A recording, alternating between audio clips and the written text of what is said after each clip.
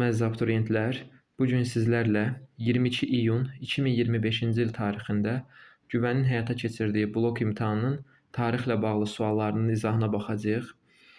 Yaxşı olar ki, videonu dayandırıb hər bir sualı təklikdə düşünəsiz, sonra isə izaha baxasınız. Bu sizin üçün daha çox faydalı olar. Elə isə vaxt itirməyək, ilk sualdan başlayaq. Birinci sualda hərbi kommunizm və kollektivləşdirmə siyasətinin tətbiq olunduğu illərdə Şimali Azərbaycanda bizə yəni bir növ hərbi kommunizm və kollektivləşdirmə siyasətinin oxşar xüsusiyyətlərini soruşur. Əvvəlcə görək hərbi kommunizm nə idi? Hərbi kommunizm nə idi? Demək, Rusiya bilirik ki, 1920-ci ildə Azərbaycan Xalq Cümhuriyyətinin varlığına son qoyur və Azərbaycan Rusiyanın tərkibinə qatılır. Bu zaman Rusiyanın özündə vətəndaş müharibəsi gedirdi. Çarın tərəfdarları ilə Leninin tərəfdarları, yəni bolşeviklərlə çar tərəfdarları arasında vətəndaş müharibəsi gedirdi. Bilirik ki, müharibədə ən çox nə lazımdır? Silahla yanaşı qida da lazımdır. Yəni əgər əsgərlər qidalanmasa müharibəni apara bilməyəcək. Və belə olanda bolşeviklər bunu tənzimləmək üçün hərbi kommunizm siyasəti tətbiq edir. Hərbi kommunizmin mahiyyəti nə idi? Rusiyaya tabe olan ərazilərdə ərzaq sapalağı deyilən vergi tətbiq olunurdu. Bu ərzaq sapalağı nəticəsində kəndlilər becərdiyi məhsulun yalnız bir hissəsini, yəni acından ölməmək üçün nə qədər lazımdır, bir də toxumluq özü üçün ayırırdı. Qalan hissəsini isə dövlətə verməli idi və dövlətin qoyduğu ucuz qiymətə dövlətə satmalı idi. Və bunun nəticəsində bolşeviklər böyük bir taxıla sahib oldular və vətəndaş müharibəsində ağqvardiyaçılara qalib gəldilər. Bu hərbi kommunizm tətbiqi idi. İndi kollektivləşdirmə nə idi? Kollektivləşdirmə adına baxın, kollektiv. Yəni fərdi təsərrüfatların ləğvi, kollektiv təsərrüfatların yaradılması nəzərdə tutulur. Məsələn, bizim hər birimizin həmin dövrdə yaşayan babalarımızın özünə məxsus torpağı var idi. Yəni hər birinin özünün fərdi mülkü var idi. Kollektivləşdirmə siyasəti nəticəsində hər kəsin torpağı əlindən alındı və vahid bir sovet təsərrüfatı quruldu. Kolxoz və savxoz quruldu. Yəni kimin əlində nə qədər şəxsi torpağı varsa, hamısı alındı və ümumi bir təsərrüfat quruldu. Hamı bir yerdə işləyirdi, bir yerdə yeyirdi, bir yerdə yatırdı və belə bir kollektiv təsərrüfat quruldu. Buna da kollektivləşdirmə siyasəti deyirik. İndi bunlara aid o ümumi cəhəti götürək cavablarda. Əhalinin istehsal etdiyi məhsulun artığı zorla müsadirə olunurdu. Bəli. Yəni hərbi kommunizmdə də, yəni əgər kəndli məcbur idi məhsulun bir hissəsini məhz ucuz qiymətə dövlətə versin, kollektivləşdirmə siyasəti nəticəsində də ümumi, yəni becərilən məhsul heç kimin deyildi. Yəni ümumi dövlətin sayılırdı. İstehsalçının iqtisadi marağı azalmışdı. Bəli, hərbi kommunizmdə də kəndlinin marağı həddən artıq azalmışdı. Kollektivləşdirmə siyasəti nəticəsində də kollektiv təsərrüfatda heç kim işləmək istəmirdi. Hətta buna qarşı üsyanlar da var idi. Bu da istehsalçının iqtisadi marağının az olduğunu göstərirdi. Xırda kolxozlar iri təsərrüfatda birləşdirildi. Bu kollektivləşdirməyə aiddir. Sırf kollektivləşdirməyə aid olduğuna görə götürməyəcəyik. Biz elə şey götürməliyik ki, həm hərbi kommunizmə, həm də kollektivləşdirməyə aid olsun. Bir sıra ərazilərdə kəndli çıxışları baş vermişdi, bəli. Bir sıra ərazilərdə kəndli çıxışları olmuşdu. Hərbi kommunizmə qarşı da kəndlərin çıxışları var idi. Kollektivləşdirməyə qarşı da kəndlərin çıxışları var idi. 5-ə baxırıq, kəndlərdən ərzaq vergisi yığılırdı. Hərbi kommunizm dövründə ərzaq sapalağı yığılırdı. Bu baxımından 5 də doğru deyil. Biz elə şey götürməliyik ki, həm kommunizmə, həm də kollektivləşdirməyə uyğun olsun. 1, 2 və 4 doğru cavab A variantı. Ümidvaram bu sual aydındır. Keçirik 62-ci suala. 62-ci sualda deyir, eradan əvvəl 7-ci əsrin birinci yarısında mediada müstəqillik uğrunda hərəkatın baş verməsinə təsir göstərdi. Demək, həmin dövrdə bir şey bilməliyik ki, media Assuriyanın nəzarəti altındaydı. Eradan əvvəl 672-ci ildə, yəni 7-ci əsrin birinci yarısında bilirsiniz ki, eradan əvvəl tərsini olur. Yəni 672 birinci yarı sayılır. 672-ci ildə mediada Kaştaritinin başçılığı ilə üsyan qalxır. İndi bu üsyanın başlanmasına nə təsir göstərir? Bilirik ki, həmin dövrdə Kimmer, İskit və Saklar Manna ərazisinə gəlir. Həmin dövrdə Manna hökmdarı Aşeri, Kimmer, İskit və Saklarla birləşir və Assuriyaya hücum edir. Və Assuriyanın Manna və İskitlərə məğlub olması mediada azadlıq hərəkatının başlanmasına təkan verir. Çünki Assuriyadan asılı idi axı media. İndi Manna və İskitlər birləşir, Assurları məğlub eləyir. Belə olanda media Assurlara qarşı mübarizəyə başlayır. Bu baxımından doğru cavab elə B variantı olacaq. Yəni Assuriyanın Manna və İskitlərin birləşmiş qoşunlarına məğlub olması nəticədə mediada Assuriya əleyhinə üsyanların başlanmasına gətirib çıxarır və media Assuriyadan asılılıqdan çıxır və müstəqil olur. Digərləri niyə səhvdir? Məsələn, media ərazisində yeni dini təlimin yayılmağa başlanması bu doğru deyil. İskit hökmdarı İşbakayın ölümü, Əhəmənilərin heç o dövrdə Əhəməni dövləti yox idi. Mediada İskit ağalığının hökm sürməsi xeyr. Elə doğru cavab B variantıdır. Keçirik növbəti 63-cü suala. Növbəti 63-cü suala baxırıq. Euler-Venn diaqramına əsasən uyğunluğu müəyyən eləyin. Ərəb xilafəti, Monqol dövləti və Teymuri dövləti. Bilirik ki, yəni bu 4 olan hissəyə 3-nə də aid olan bir xüsusiyyət yazmalıyıq. Mərkəzi Asiyanı tabe etməsi. Bu hamısına aiddir. Ərəblər də Mərkəzi Asiyanı özünə tabe eləyib, Monqollar da, Teymurilərdir. Franklarla diplomatik əlaqələrin saxlanılması. Bu sırf Ərəb xilafətinə aiddir. Çünki məntiqlə də bunu düşünə bilərdiniz. Məsələn, Monqol dövləti yaranıb 1206-da, Teymuri dövləti yaranıb 1370-də. Amma Frank dövləti 843-cü ildə süqut eləyib.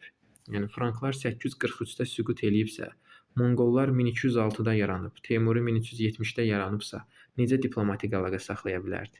Yəni bu Ərəb xilafətinə aiddir. Yəni gördünüz ki, əgər bir şey yadınıza gəlmir, illərlə əlaqələndirib doğru cavaba illər əsasında gəlməyiniz sizin üçün daha yaxşı olar. Məsələn, Franklarda Böyük Karlın dövründə ərəblərlə diplomatik əlaqələr saxlanılmışdı. Hindistana hərbi yürüşün təşkil olunması bu üçünə də aiddir. Monqollar da Hindistana yürüş eləyib Dehli sultanlığı üzərinə. Teymurilər də Əmir Teymur belə deyək ki, Dehli sultanlığını asıla salıb 1398-ci ildə.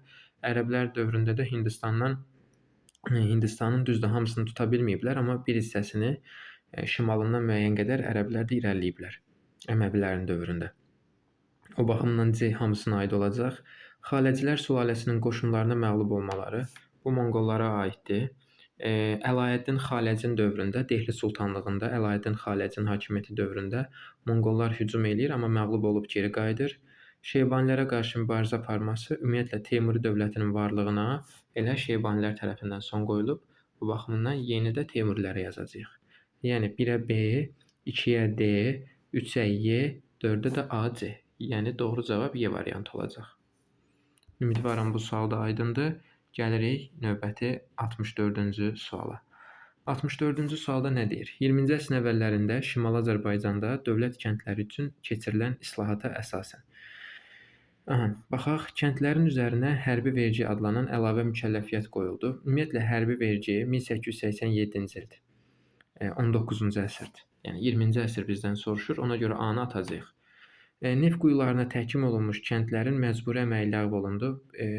Yəni neftli torpaqlara təhkim olunanların məcburi əməyin ləğvi 1864-cü ildə. Yəni 19-cu əsrdir, 20-ci əsr deyil. Kəndlərin nəsli istifadəsinə verilən torpaqların sahələri dəqiqləşdirildi. Bu doğrudur. Niyə? Ümumiyyətlə 1901 may qanunu var. 1901 may qanununda deyilirdi ki, dövlət kəndlərinə icma torpaqlarından nəsli istifadə hüququ verilirdi. Ardınca 1903-cü il qanununda həmin bu nəsli istifadəyə verilən torpaqların sərhədləri müəyyən olunurdu. İndi də burada da elə 1903-cü il qanunundan bəhs olunur. Yəni kəndlərin nəsli istifadəyə verilən torpaqların sahələri dəqiqləşdirildi. Seçkili orqan olan vahid kənd idarələri 1865-ci ildir, yəni 19-cu əsrdir. Bizdən 20-ci əsr soruşur. Dövlət kəndləri xüsusi torpaq mülkiyyətinə çevrildi. Ümumiyyətlə bilməliyik ki, çarizm dövründə dövlət kəndləri xüsusi torpaq mülkiyyətinə çevrilməyəcək. Doğru cavab C variantı olacaq. Davam edirik 65-ci sualla. 65-ci suala baxırıq. 65-ci sual, baxın bu yeni tipli suallar hesab olunur. Məhz belə bir suallar qəbul imtahanında da istifadə olunacaq. Xəritəyə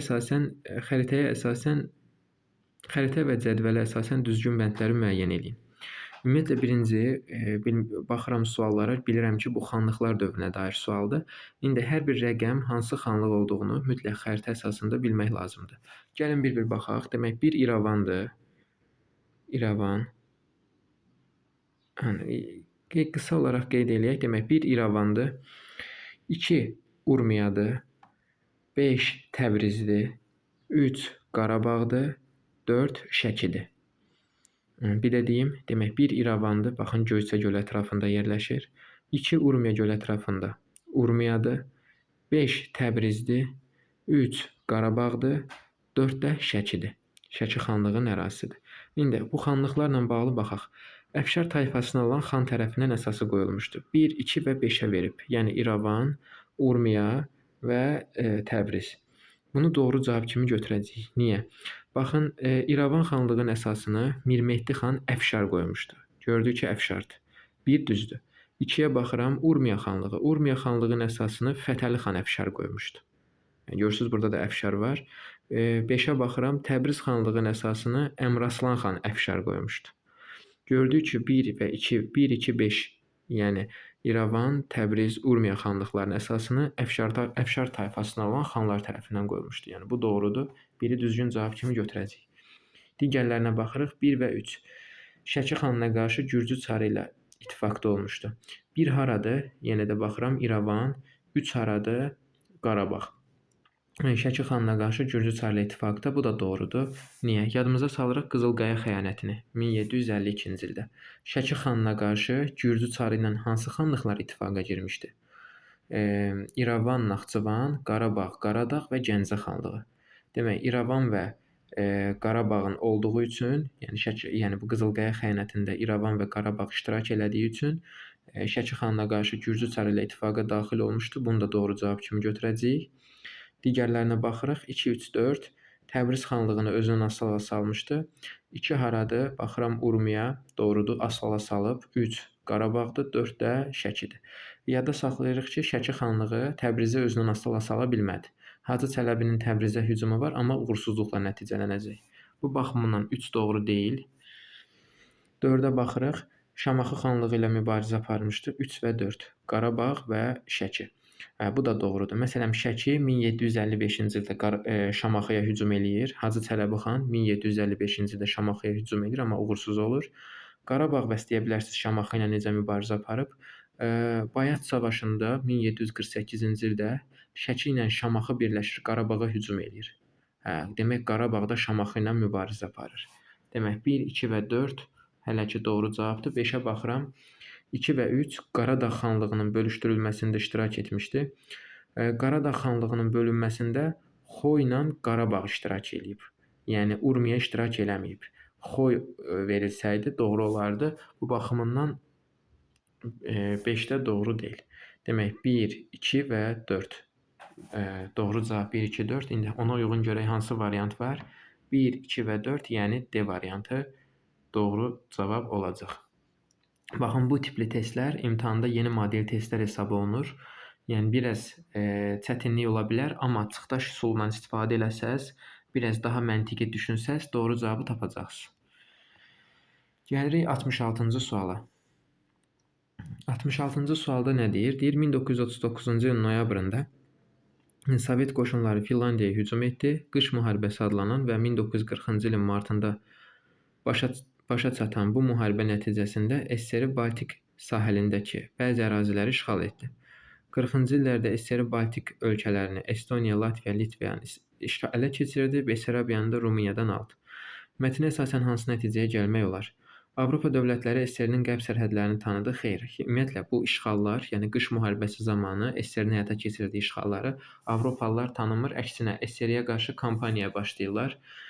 SSR Millətlər Cəmiyyətindən çıxarıldı, bəli. Yəni SSR Millətlər Cəmiyyəti dünyada sülh və əsayişi qorumaq üçün idi. Bir növ BMT-nin ilkin versiyası hesab eləmək olar.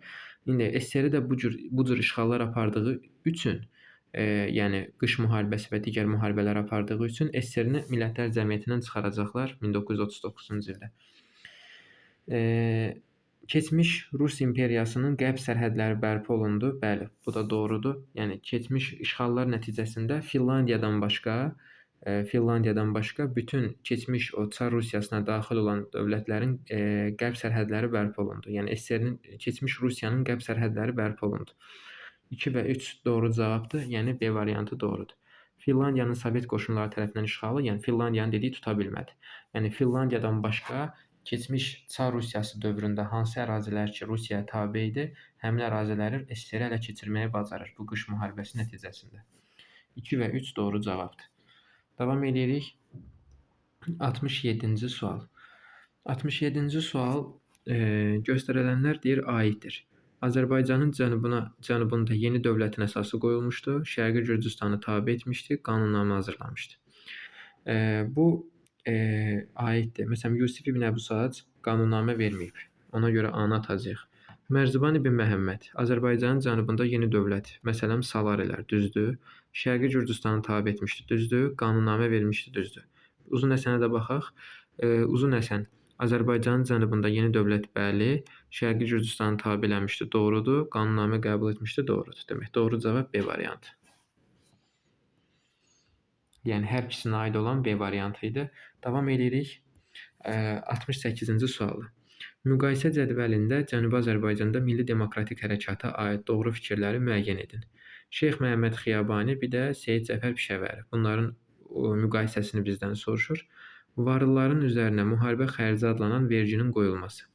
Bu Səttarxanın dövrüdür. Yəni Xiyabani dövrü deyil deyə biri atdıq. Səttarxan hərəkatına aiddir. Kəndlərin hesabına Milli Qvardiyanın yaradılması. Doğrudur. Yəni bu Xiyabani hökuməti dövründə var idi. Bilirik ki, bu testlərdə, yəni bu xana fərqi bildirir. Bu xana, yəni 5-6-nın olduğu bu xana oxşar xüsusiyyətləri bildirir. Hələ ki, 2-ni düzgün cavab kimi götürürük. Digərlərinə baxıram. Seyid Cəfər Pişəvəri, Təcəddüd qəzetinin nəşr olunması. Seyid Cəfər Pişəvəri Təcəddüd qəzeti deyildi. Təcəddüd Xiyabaninin dövründə idi. Seyid Cəfər Pişəvərinin dövründə Azərbaycan qəzeti idi. 3 səhvdir o baxımından. Əmək haqqında qanunun qəbul olunması, bəli, 1946-cı ilin may ayında əmək haqqında qanun qəbul olunur. 4-ü götürəcəyik. Cənubi Azərbaycana muxtariyyət verilməsi uğrunda mübarizə, bəli, bu artıq hər ikisinə aiddir. 5 ilə 6-nın olduğu xana fikir verin bir qədər böyükdür. Bu hər ikisinə aid oxşar xüsusiyyətləri götürməliyik. Cənubi Azərbaycana muxtariyyət verilməsi uğrunda mübarizə, bəli, hər ikisi aparmışdı. Yəni 2, 4, 5 doğru cavabdır. Qacarlar sülaləsinə qarşı Milli Azadlıq Hərəkatına başçılıq etməsi Xiyabani dövründə Qacarlar idi. Amma Qacarlar 1925-ci ildə hakimiyyətdən gedir, Pəhləvilər gəlir hakimiyyətə. Artıq Xiyabaninin hakimiyyəti Pişəvəri dönəmində artıq Pəhləvilər idi. Yəni Pişəvəri dönəmində artıq İrana Pəhləvilər nəzarət eləyirdi. Bu baxımından ikisinə də aid eləyə bilmərik ki, Qacarlar sülaləsinə qarşı Milli Azadlıq Hərəkatına başçılıq etməsi. 5 ilə 6-nın olduğu bu xana ümumi cəhətləri götürmək üçündür. 6 da o baxımından səhvdir. 2, 4, 5, yəni A variantı doğru cavabdır. Davam edirik 69-cu sualla. 1-ci Göytürk, Qaraxanlı və Səlcuq dövlətləri üçün ümumi cəhəti bizdən soruşur. Baxaq. Görək hansı ümumi cəhətlər var. Bizans üzərinə uğurlu hücum təşkil etmələri. Bizansın xeyr, yəni belə deyək ki, Qaraxanilərdə məsələn bu yoxdur. 1-ci Göytürkdə də yoxdur. Bu baxımından demək Qaraxanlılarda bu yoxdur. Bu baxımdan A səhvdir. İslam dininin rəsmi şəkildə qəbul edilməsi. İslam dini özü yaranıb 610-cu ildə. 1-ci Göytürk dövləti 552-588. Baxın, bu arada mövcud olub. 1-ci Göytürk mövcud olanda İslam dini yox idi. Bu səhvdir. Aşina nəslinə mənsub olmaları. Bu bir dənə 1-ci Göytürkə aiddir, digərlərinə aid deyil. Məsələn, Qaraxanilər özlərini Əfrasiyabdan hesab edirdilər. Əfrasiyab nəslindən hesab edirdilər. C də səhvdir. Abbasi xəlifəsi ilə dostluq əlaqələri saxlanması. Ümumiyyətlə 1-ci Göytürk olanda heç Abbasi xəlifəsi yox idi. Bu səhvdir. Ərazi bütövlüyü pozulub 2 hissəyə parçalanması doğrudur. 1-ci Göytürk dövləti də 2 hissəyə parçalanıb 588-ci ildə. Qaraxani dövləti 1042-ci ildə parçalanır. Səlcuq dövləti də Sultan Səncərin dövründə 2 hissəyə parçalanır. Ondan sonra isə daha böyük hissələrə parçalanacaq. Yəni doğru cavab Y variantıdır. Davam edirik 70-ci sualla. 70-ci sual uyğunluğun müəyyən olunmasını istəyir. Bir də xəritə əsasında şəhərlərimizi tanıyaq. Demək, 1 Bakıdır, 3 Gəncədir, 2 də Naxçıvandır.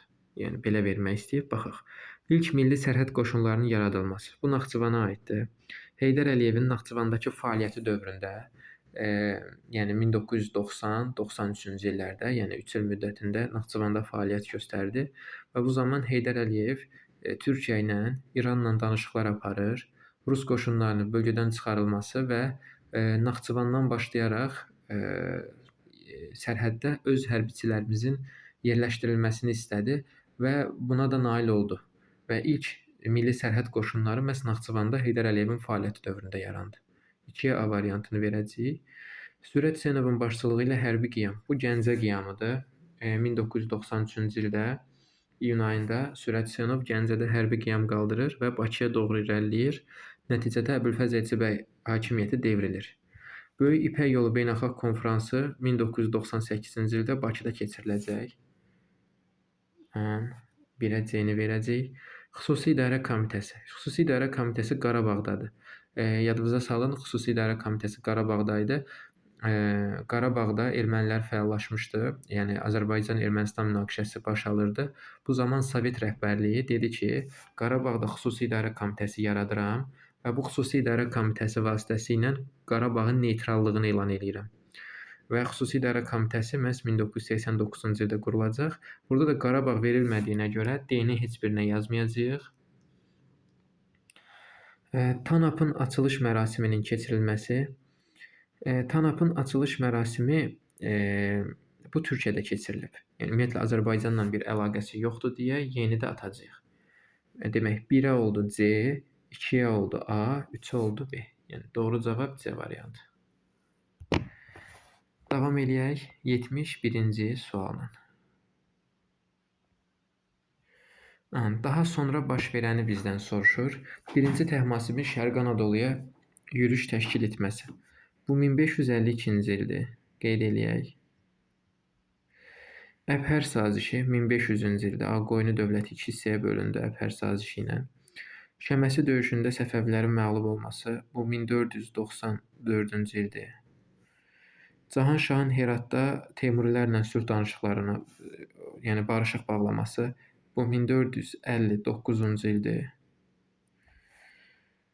Əlqas Mirzənin Şirvanda qiyam qaldırması bu 1547-ci ildir. İndi içlərində daha sonra baş verən hansıdır? Bax, bizdən sonra olanı istəyir də. Daha sonra baş verəni A variantıdır, düzdür? Amma daha əvvəl baş verəni desəydi, daha əvvəl Y variantı olardı. Yox, daha doğrusu daha əvvəl desəydi B variantı olardı, yəni 1500-cü il. Daha əvvəl desəydi 1500-cü ili götürərdik. Yəni Əpər sazişini götürərdik. Yox, ondan əvvəl də var da 1459. Bir dəqiqə baxım. Daha əvvəl desəydi D variantını götürərdik. D daha əvvəldir. Amma daha sonra deyirsə A variantını götürəcəyik. Yəni daha sonra baş verən A variantıdır. Amma daha əvvəl desəydi D variantı götürülə bilərdi. Yəni D variantı daha əvvəldir. Amma A variantı daha sonradır. Bizdən sonra deyir deyə biz A variantını götürəcəyik. Yəni doğru cavab 71-də A-dır.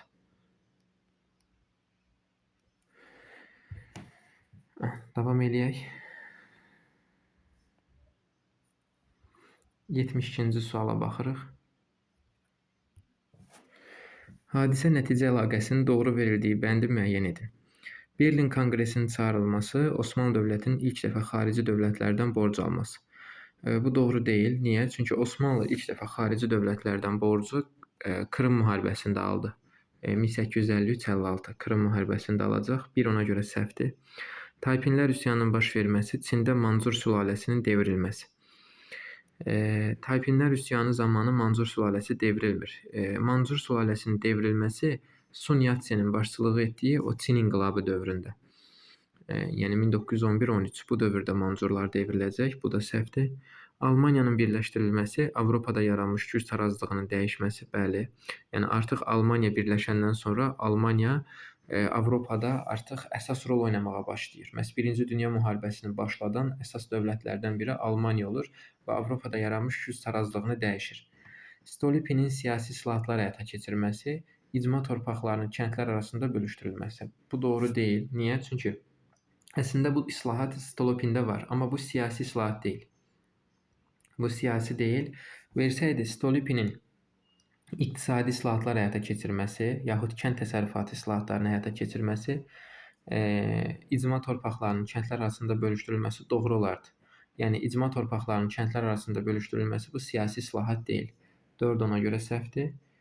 Yaponiyanın tədric siyasətinin ləğv olunmasına çalışması, ABŞ-ın Shimoda və Hokadate limanlarına girmək hüququ əldə etməsi. Əslində burada necə olmalı idi? Belə versəydilər daha dəqiq olardı. ABŞ-ın Yaponiyanın tədricçilik siyasətini pozmaq istəməsi, ABŞ və Yaponiya arasında müqavilənin bağlanması. Belə versəydi tam dəqiq və tam doğru olardı. Amma yenə də testə baxanda ən uyğun cavab 3-dən 5 görünür. Bu baxımından, yəni biz də daha uyğun variantı götürməliyik. 3 və 5 daha uyğun variant hesab olunur, yəni B variantı. Yəni yenə də deyirəm 5-də biraz cümləni dəyişsək daha anlaşıqlı olar. Davam edirik. 73. Neolit dövründə müxtəlif sənət sahələrinin meydana gəlməsinə şərait yaratmışdı. Qəbilənin həyatında yox, qəbilənin həyatında qadınların mühüm rol oynaması bu doğru deyil. Metalla ilk tanışlıq enolitdir, bu da doğru deyil. Əkinçiliyin maldarlıqdan ayrılması bu erkən tunc dövrüdür. Əhalinin oturaq həyata keçməsi doğrudur. Baxın, müxtəlif sənət sahələrinin meydana gəlməsinə şərait yaradan əhalinin oturaq həyata keçməsi. Bunu məntiqlə də düşünə bilərsiniz də. Yəni bir insan ki, oturaq həyata keçdi, yəni insanlar oturaq həyata keçdi, mütləq oturaq insan nə ilənsə məşğul olmalıdır. Nə ilə məşğul olacaq? Müxtəlif sənət sahələrinə. Yəni artıq toxuyacaq, toxuculuq meydana gəldi, duluzçuluq meydana gəldi, dəri işləmə meydana gəldi. Yəni əhali oturaq həyata keçir və başlayır sənət sahələri ilə məşğul olmağa. Köçəri adam heç vaxt sənət sahələri ilə məşğul ola bilmir. İstehsal təsərrüfatına keçidin əsası qoyuldu. Bu mezolitə aiddir. Bu da doğru deyil. 73-də bir dənə D variantıdır. Doğru gəlin. 74-cü suala baxırıq. Qubalı Fətəli xanın Hacı Çələbi xan ilə oxşar, Fətəli xan Əfşardan fərqli cəhətini müəyyən edin.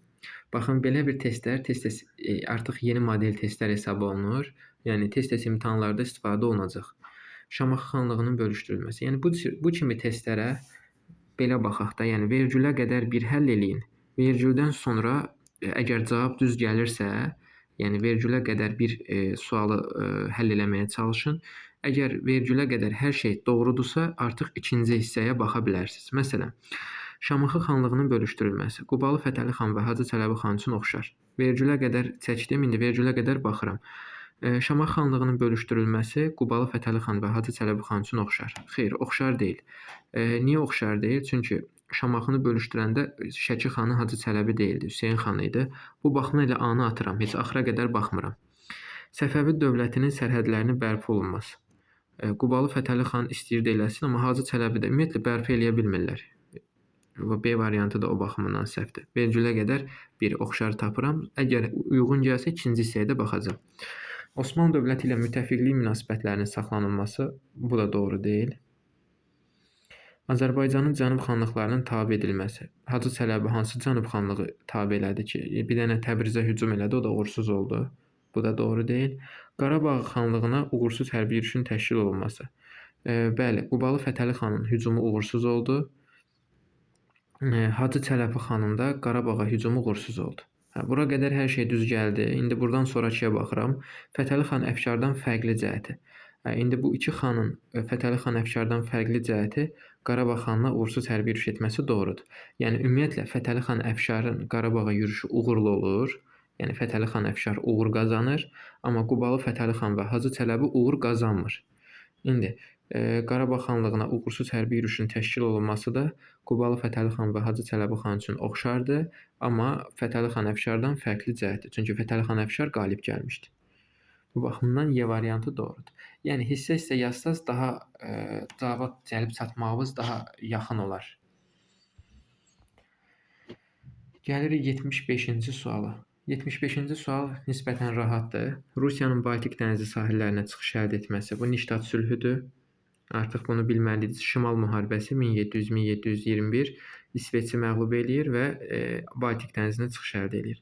Osmanlı dövlətinin Krım xanlığının müstəqilliyini tanıdı. Bu Kiçik Qaynar çayı ilə tanıdı.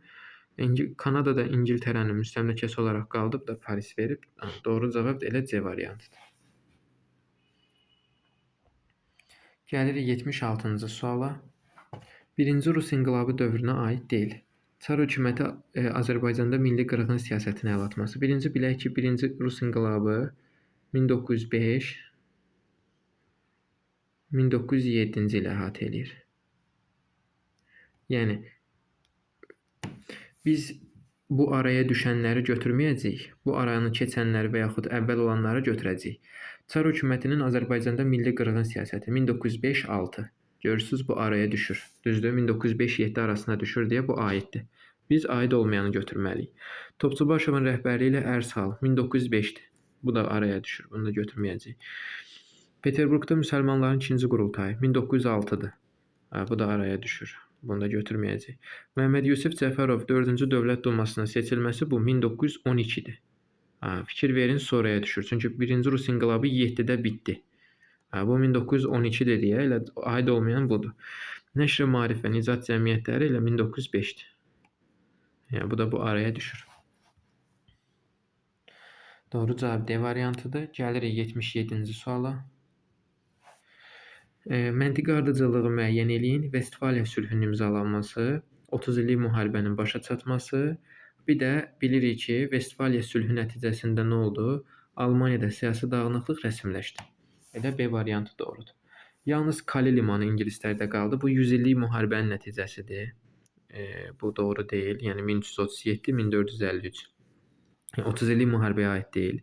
İspaniyanın Qərbi Avropada üstünlüyü ələ alması xeyr, Fransa olardı. Yəni ümumiyyətlə İspaniyanın mövqeyi zəifləyir. Katolik kilsəsi rəsmi olaraq bölündü. Bu 30 illik müharibə deyil, reformasiyaya aiddir. Avropada rekonkist hərəkatına son qoyulması bu 30 illik müharibə ilə əlaqəsi yoxdur. Elə B variantı doğrudur. Almaniyada siyasi dağınıqlığın rəsmiləşməsi. Davam edək 78-ci sualla. Tarixi şəxsiyyətlər üçün ortaq cəhətləri müəyyən edin. İstəmi xan, Cavanşir, bir də Fəzl ibn Məhəmməd.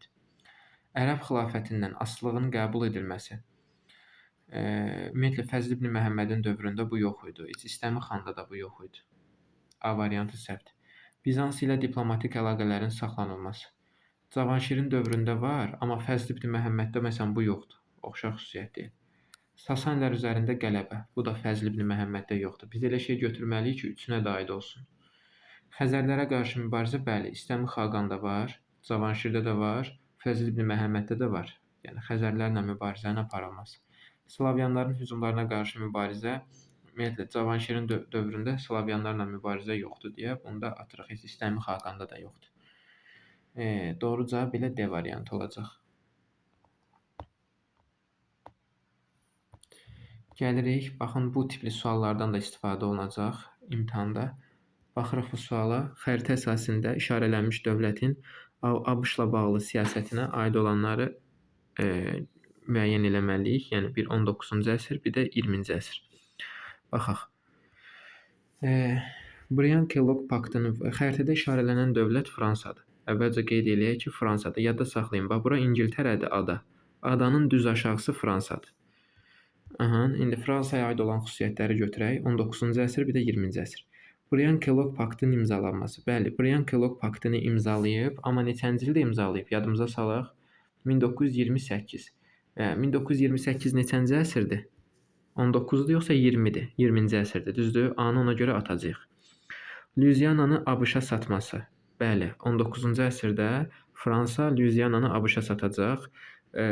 Thomas Jeffersonun hakimiyyəti dövründə. Yəni 1801-9 bu arada satacaq və ona görə uyğun düşür. ABŞ-ın müstəqilliyini tanıması. ABŞ-ın müstəqilliyini Fransa tanıyır, amma 18-ci əsrdə tanıyır. 19-cu əsrdə tanımır. Bu baxımından C-ni də götürməyəcəyik. Biz elə şey götürməliyik ki, baxın, burada verilən əsrə uyğun olsun. Hələ ki, birin altından B uyğun gəlir. 20-ci əsrə baxırıq. Marshall planına əsasən ABŞ-dan iqtisadi yardım əldə etməsi doğrudur. Ümumiyyətlə Marshall planı 1947-ci ildən Truman tərəfindən Avropadakı müttəfiqlərinə yardım məqsədi ilə Fransa belə deyək ki, ABŞ tərəfindən Avropadakı müttəfiqlərinə yardım məqsədi ilə verilir. İkinci Dünya müharibəsinin dağıntılarının qarşısını almaq və SSR-nin bölgədəki nüfuzunun yayılmasına qarşı olaraq məhz Truman doktrinası irəli sürülmüşdü. Və Fransada 20-ci əsrin əvvəllərində, yəni 20-ci əsrin daha doğrusu 40-cı illərində Marshall planından yararlanır. 2-yə A-nı götürəcəyik.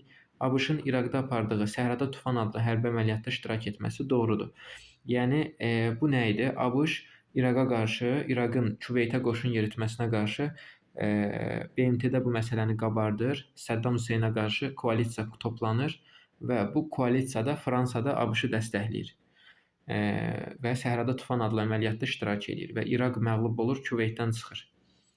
Demək, B-ni düzgün cavab kimi götürəcəyik. 20-ci əsrə düşür bu. Charles de Gaulle'un ABŞ ilə əməkdaşlığı artması xeyr. Charles de Gaulle'un dövründə əksinə ABŞ-la münasibətlər pisləşir. Yəni ABŞ-sız Avropanın güclənməsini, Qərbi Avropanın lideri Fransanı görürdü Charles de Gaulle. Demək, 1-ə B, 2-yə də A-dan B. Doğru cavab, yəni Y variantı olacaq. Yəni sadəcə olaraq bu sualda 19 deyirsə altından 19-cu əsr, 20-ci əsr deyirsə altından 20-ci əsr götürməyə xüsusi diqqət yetirmək lazımdır. 80-ci suala baxırıq.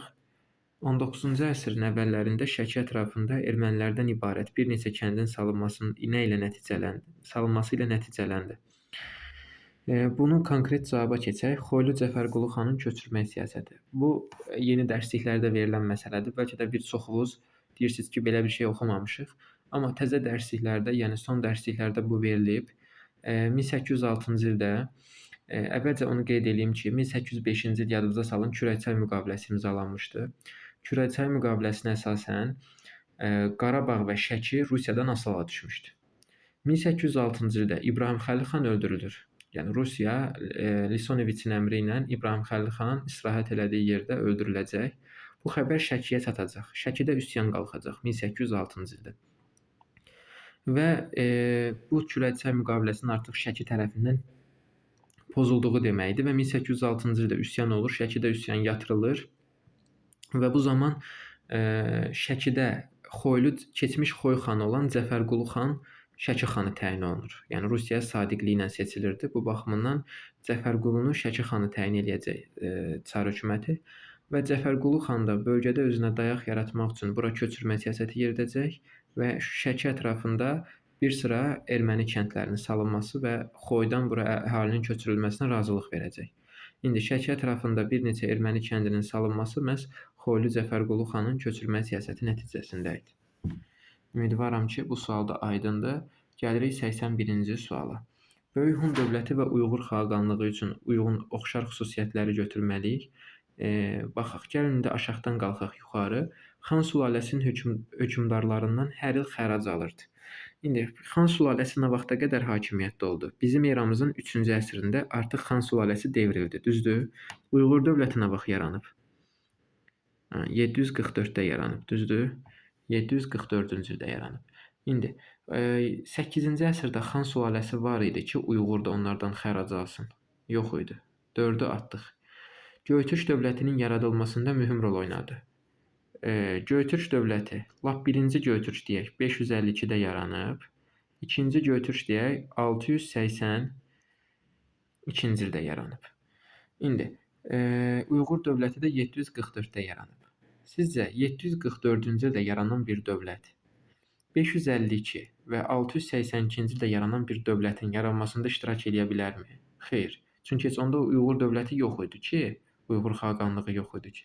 Göytürk dövlətinin yaranmasında da mühüm rol oynasın. Demək, 3 də səhvdir. Elə bil ki, mən deyirəm ki, bugünkü Azərbaycan Respublikası Azərbaycan Xalq Cümhuriyyətinin yaranmasında mühüm rol oynayıb. Yəni, bir növ buna bənzəyir. O dövrdə heç müasir Azərbaycan Respublikası yox idi ki. İndi o dövrdə heç Uyğur xaqanlığı yox idi ki. 3-4 o baxımından səhvdir. Tibet tayfaları ilə mübarizə, bəli, hər ikisində var. Böyük Hunda da, Uyğurda da var. Çinlə mübarizə, ticarət yollarının ələ keçirilməsi, bəli, hər ikisində var. Yəni 1 və 2 doğru cavab D variantı olacaq. Davam edirik 82-ci sualla. 82-ci sualda deyir, 19-cu əsrin 70-80-ci illərində Azərbaycanın təhsil sahəsi ilə bağlı buraxılmış fikirləri müəyyən edin. Bakıda ilk qız gimnaziyasının fəaliyyətə başlanması, 19-cu əsrin ikinci yarısında olan mədəni tədbirlərdən danışır. Özü də bizdə 70-80-ci illəri soruşur. Bu buraxılan yerlərə elə bir şeylər yazmalıyıq ki, 70-80-ci illərə aid olsun. Avropa tipli dünyəvi təhsilin əsası qoyulur, qəza məktəblərin yaradılması. Götürək 1829 nizamnaməsi, 1830 əsası qoyulur. Bizdən neçə soruşur? 70-80. Amma bu neçədir? 20-30. Bu baxımından bir səhvdir. İrəvanda müəllimlər seminariyası. Bu 1881-dir. İrəvan müəllimlər seminariyası. 80-ci ilə düşür də, düzdür? 2-ni yaza bilərik bura. Şamaxıda ilk dəfə Üsul-i Cədid məktəbi, bu Seyid Əzim Şirvanidir. 1869-cu ildə Üsul-i Cədid məktəbini yaradır. Neçənci ildir? 19-un 60-cı ilidir, düzdür? Bizdən neçə soruşur? 70-80. Ona görə 3-ü də atırıq. Kənd əhalisi üçün məktəblərin yaradılması, bu 1874. Bu neçənci illərə düşür? 70-ci illərə düşürmü? Düşür. Bizdən neçə soruşur? 70. 70-80 soruşur da, demək 4-ü də bura yaza bilərik. Demək 2 və 4-ü götürərik, yəni Y variantı. Ümidvaram aydındır. Yəni nə soruşursa onu uyğun götürməliyik. Gəlirik 83-cü suala. 83-cü sualda deyir, doğru olmayan bəndləri müəyyən edin. Səfəvi şahının yanında qanunverici orqan Ali Məclis fəaliyyət göstərirdi. Yadda saxlayın ki, qanunverici orqan elə şahın özü idi. Ali Məclis məşvərətçi idi. Yəni şahın yerinə qanun vermirdi. Şaha sadəcə deyirdi ki, belə eləsən yaxşı olar, belə eləsən pis olar. Yəni qanunverici orqan Ali Məclisdir. Bu kökündən yanlışdır. Elə doğru olmayan birdir.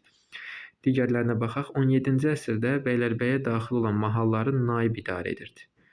Yadda saxlayın ki, 17-ci əsrdə naib deyildi, qolbəyi idi. Naib 16-cı əsr idi.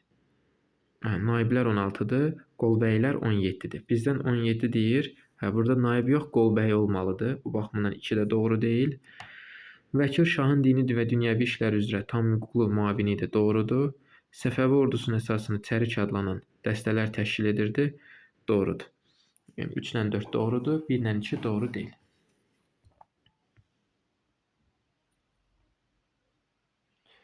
Gəlirik 84-cü suala. 84-cü suala baxırıq. Xronoloji ardıcıllığı müəyyən edin. Qastings döyüşü. Bu 1066-dır.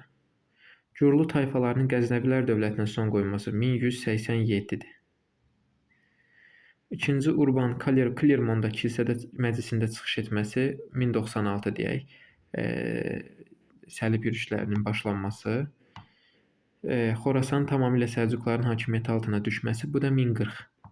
1040-cı il Dəndənəkan döyüşüdür. İndi ardıcıllıqla qursaq, birinci 4, sonra 1, yəni 1066, sonra 1096, 3, sonra da 1187, yəni 2. Demək, birinci 4, sonra 1, sonra 3, sonra 2. Doğru cavab budur. Davam eləyək 85-ci sualla. Sasani şahı 1-ci Xosrov və Qazan xanın fəaliyyəti üçün ümumi cəhət, xristianların cizyə vergisindən azad olunması. Ümumiyyətlə, Xosrovun dövründə cizyə yox idi. Cizyə ərəblərlə meydana gəlmişdi. Bir ona görə səhvdir. Vergi yığan məmurların özbaşınalığına son qoydu, bəli. Müsəlman din xadimləri. Ümumiyyətlə, 1-ci Xosrovun dövründə belə deyək ki, Azərbaycanda hələ İslam yox idi. İslam sonradan gələcək. Bu baxımından 3 səhvdir. İstifadəsiz torpaqların hərbiçilərə paylanılması ikisinə də aiddir. Yəni doğru cavab 2 və 4. Gəlirik 86-cı suala. 86-cı sualda deyir, Vətən müharibəsi dövründə Azərbaycanın apardığı uğurlu xarici siyasət nəticəsində kollektiv təhlükəsizlik müqaviləsi təşkilatı müharibəyə müdaxilə etməməyi bəyan etdi. Bəli. Ümumiyyətlə bu müqavilə nədir? Yəni bu məsələ nədir? Kollektiv təhlükəsizlik müqaviləsi təşkilatı Rusiyanın vasitəsilə yaradılıb. Regionda bir növ bu müqaviləyə, yəni bu təşkilata daxil olan dövlətlərdən birinə əgər müharibə olsaydı, ərazisinə düşmən hücum eləsəydi, bu təşkilatda olan digər dövlətlər də həmin dövlətə yardım etməlidir. Bir növ hərbi əməkdaşlıqla bağlı belə bir paktdır. Ermənistan da Kollektiv Təhlükəsizlik Müqaviləsi Təşkilatının üzvüdür. İndi Azərbaycan Qarabağda hərbi əməliyyatlara başlayanda Ermənistan rəhbərliyi Rusiyaya müraciət elədi və Putinə dedi ki, bu Kollektiv Təhlükəsizlik Müqaviləsi Təşkilatına ziddir. Qarabağ Ermənistan ərazisi sayılır və Azərbaycan ora hücum edib, Rusiya bizə yardım etməlidir. Çünki Kollektiv Təhlükəsizlik Müqaviləsi Təşkilatında deyilir ki, yəni müqavilədə deyilirdi ki, bu təşkilatın yaranması ilə bağlı müqavilədə əgər iştirakçılardan birinin ərazisi hücuma məruz qalardısa, digər dövlətlər yardım etməli idi. Və bu zaman Putin açıq bəyanat verir və deyir ki, Qarabağ Ermənistan ərazisi deyil, müharibə Azərbaycan ərazisində gedir. Buna görə Kollektiv Təhlükəsizlik Müqaviləsi Təşkilatı müharibəyə müdaxilə etməyəcək. Bu da Azərbaycanın apardığı uğurlu xarici siyasət nəticəsində idi. Biri doğru cavab kimi götürürük. 2-yə baxıraq, Valday Beynəlxalq Diskussiya Klubunun sessiyasında Qarabağ ərazisi Azərbaycanın tərkib hissəsi olaraq tanındı. Xeyr. Ümumiyyətlə, Valdayda İlham Əliyev çıxış eləyir. Paşinyan ki, çıxış eləyib demişdi, Qarabağ Azərbaycandır, nöqtə. İlham Əliyev də burada çıxış eləyir, deyir Qarabağ Azərbaycandır, nida. Bu qədər. BMT Təhlükəsizlik Şurasının Azərbaycan əleyhinə qətnamə layihəsinin qəbul edilməsinin qarşısı alındı. Bəli, BMT Təhlükəsizlik Şurası Azərbaycana qoşun yeridilməsi ilə bağlı qətnamə qəbul etmək istəyirdi, amma bunun qarşısı alınacaq. Bunu da doğru cavab kimi götürürük. Dağlıq Qarabağ münaqişəsi ilə bağlı yaradılmış ATƏT-in Minsk qrupu ləğv edildi. Xeyr, ümumiyyətlə indinin özündə belə ATƏT-in Minsk qrupu hələ ləğv olunmayıb. Çünki onu biz yaratmamışıq ki, biz də ləğv eləyək. Hələ də bu məsələ qüvvədədir. Demək, 1 ilə 3 doğrudur. Yəni, hələ ATƏT-in Minsk qrupu hələ də ləğv olunmayıb. Davam edirik, sonuncu suallara baxırıq. Avropada reformasiya. 5-ci Karl katolikliyi müdafiə edirdi. Bəli, reformasiya dövründə 5-ci Karl katolikliyi müdafiə edirdi Almaniyada. Papa ilə bir yerdə katolikliyi müdafiə edirdi. Kalvinizm Fransadadır. Kalvinizm Fransada rəsmiləşəcək. Katolik və protestantların birləşməsi nəticəsində yeni kilsə yarandı. Yəni Anglikan kilsəsi İngiltərədədir. Kral kilsənin başçısı elan edildi. Bu da İngiltərədir. Yəni Anglikan kilsəsinin başçısı kral idi. Ölkənin siyasi parçalanması gücləndi. Bu Almaniyadır. Daha doğrusu bura D-ni yazaq. Kral kilsə başçısı elan oldu İngiltərədir. Almaniyada Y. Demək 1-ə A, Y, 2-yə C, D, 3-ə də B. Gəlirik situasiyaya. Situasiyaya vaxtımız çox getməsin deyə siz özünüz dayandırıb oxusaz sizin üçün daha yaxşı olar. Situasiyanın qısa məzmununu deyim. Truman doktrinasından bəhs olunur situasiyada. Yəni ABŞ-ın Türkiyə və Yunanıstana etdiyi yardımla. Mənbədə bəhs edilən dövrdə hansı amillər Yunanıstan və Türkiyənin siyasi vəziyyətini çətinləşdirmişdi? Ən azı 2 amil yazın. Nə yaza bilərsiniz? Yaza bilərsiniz ki, ümumiyyətlə həmin məsələni izah edeyim, tam sizə aydın olacaq.